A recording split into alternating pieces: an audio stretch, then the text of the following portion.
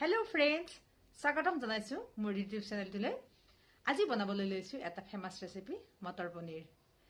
যদি আপোনালোকে মটৰ পনীৰ ভাল পায় তেতিয়া হলে মোৰ এই ৰেচিপিটো জৰুৰ ট্ৰাই কৰিব। এয়া লৈ লৈছো এবাটি গ্ৰীণ মটৰ। মটৰখিনি মই 4-5 ঘণ্টা মান তিয়াই ৰাখিছিলো। এতিয়া এটা প্ৰেছাৰ কুকাৰত দিছো। ইয়াতে অকণমান পানী দিছো আৰু এটা সিটি লগাই লম। আনফালে মই এটা বিলাহী সৰু সৰুকৈ কাটি লৈ ব্লেন্ড কৰি লম। এইখিনি মই গুড়ি মছলা ব্যৱহাৰ কৰিম। এটা পনীৰৰ সৰু টেমা লৈছো। ইয়াতে 200 গ্ৰাম পনীৰ আছে আৰু ইয়া সিজাই ৰখা মটৰ, পিয়াজ এটা মিহি মিহিকৈ কাটিছো, বিলাহীটো পেষ্ট কৰি লৈছো।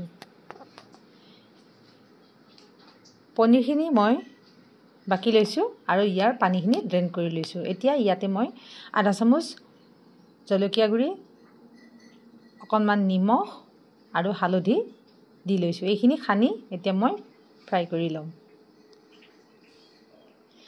পেনখন গৰম হ'বলৈ দি ইয়াতে অকণমান তেল দিছো। এতিয়া ইয়াতে পনীৰখিনি ফ্ৰাই কৰি লম। পনীৰটো ফ্ৰাই কৰি ললে খাবলৈ ভাল হয়। পনীৰখিনি মই এতিয়া এখন প্লেটত উঠাই থৈছো। সেম পেনখনত মই আৰু অকণমান তেল যোগ কৰি লৈছো।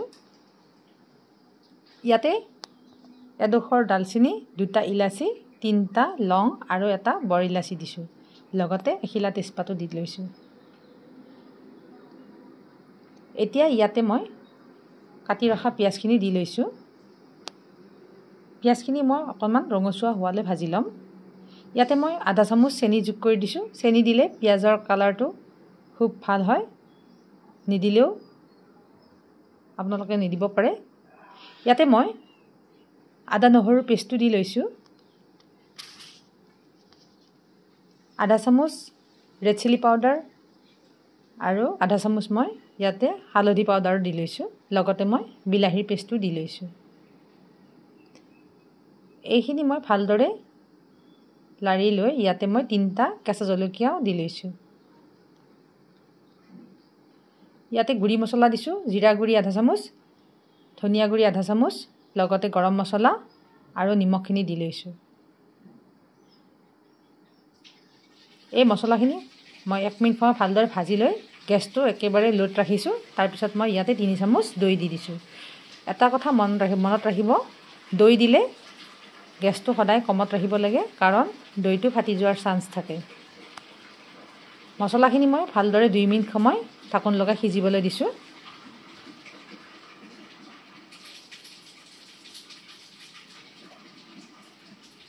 এতিয়া ইয়াতে মই সিজাই ৰখা গ্ৰীণ মটৰ কেইটা দি লৈছো।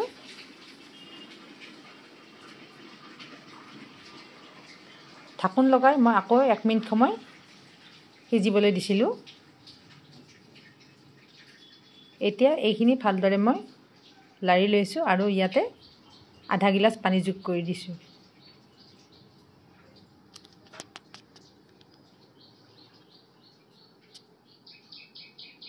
এতিয়া ইয়াতে মই পনীৰখিনিও যোগ কৰি দিলো, দি ভালদৰে লৰাই লৈছো।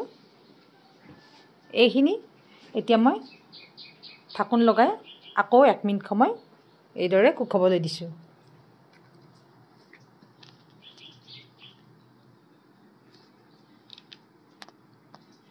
হোৱাৰ শেষত মই এয়া ধনিয়া পাত এমুঠি দি লৈছো। এয়া পনীৰ তৰকাৰী বনোৱা হৈ গ'ল।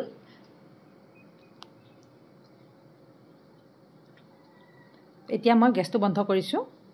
সাৰ্ভ কৰিবৰ কাৰণে মই এখন প্লেটত উলিয়াই লৈছো। এইদৰে ভাত, ৰুটি, পৰঠাৰ লগত খাব পাৰি। যদি আপোনালোকৰ মোৰ এই ৰেচিপিটো ভাল লাগিছে তেতিয়াহ'লে চেনেলটো সাবস্ক্ৰাইব কৰিবলৈ নাপাহৰিব।